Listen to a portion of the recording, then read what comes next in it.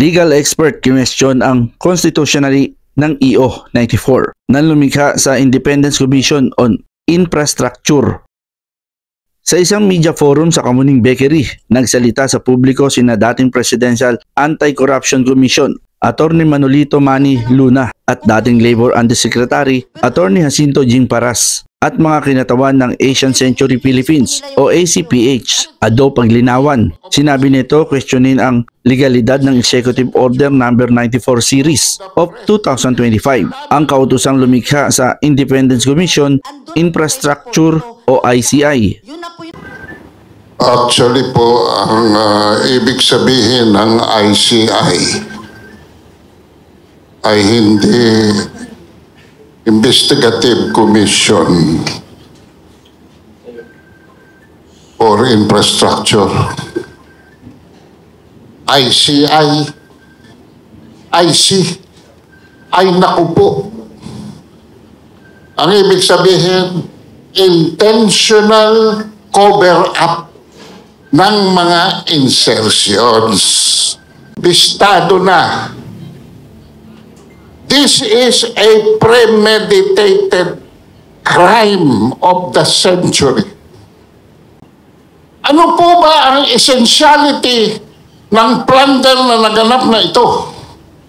Meron po bang perang malulustay kung hindi pipirma ang Pangulo at hindi pipirma ang Speaker? Kung walang pera, walang korupsyon, walang plunder, walang pandarambong, walang nanakaw. Yan po ang implikasyon yan. Ayon kina Luna at Paras, ang EO 94 na nilagdaan ni Pangulong Ferdinand Bongbong Marcos Jr. ay umano'y labag sa konstitusyon dahil binibigyan nito ang ICI na kapangyarihan katulad ng mga constitutionally created bodies gaya ng Ombudsman at Commission on Audit. Ay naririnig ba tayo sa ICI? Meron ba tayong naririnig sa Senate Blue Ribbon Committee? Or sa Ombudsman? Wala. It's all for the show. PR stunt.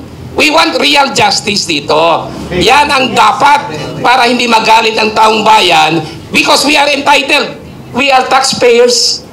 We cannot disregard due process. Everybody's entitled to due process. Pero pag delayed ang aksyon, there is what we call violation of the rule on speedy disposition of proceedings and cases. That's why we're saying na bakit nila minamadali yung law? Kasi alam nila illegal yung ginawa ni Marcos. Exactly. Huh? So that's why they have to cover for that.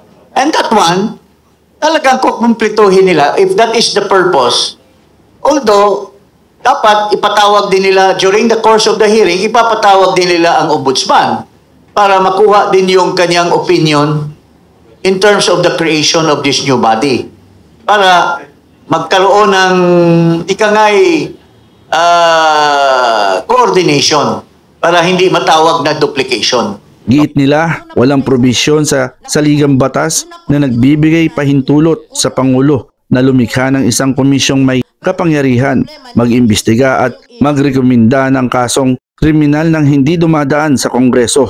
Hindi pwedeng palitan o tapakan ng isang executive order ang kapangyarihan ng mga independent constitutional bodies. Ayon kay Atty. Luna, na dati ring nagsilbing commissioner ng PAAC, kung nais ng Pangulo ng bagong komisyon, dapat ito ay likhain sa pamamagitan ng batas, hindi sa EO.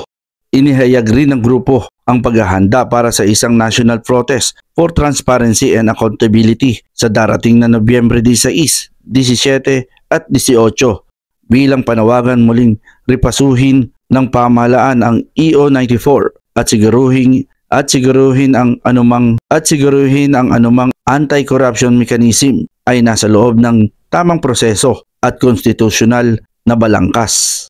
It's a duplication nga, redundancy. Kasi yung kanyang ginagawa na yan ng DOJ and also by the Ombudsman. So pabayaan na niya yung dalawang ahensya plus COA kasi alam nila yung kanilang ginagawa eh. May expertise na sila. They've been there for several decades already. So ang ICI should disband. Yun ang akin. And then let the Ombudsman do its work. The Ombudsman can deputize the DOJ and the COA to help it. Eh bakit pa may ICI? Eh nadidelay lang lalo yung pagtugis sa mga mandarambong eh. Kaya nga nakakataka sila eh, nakakalabas ng bansa eh. Dahil there's no sense of urgency at merong duplication of functions. Para sa Road News Arangkada, ako si Buboy Patriarca, nagbabalita.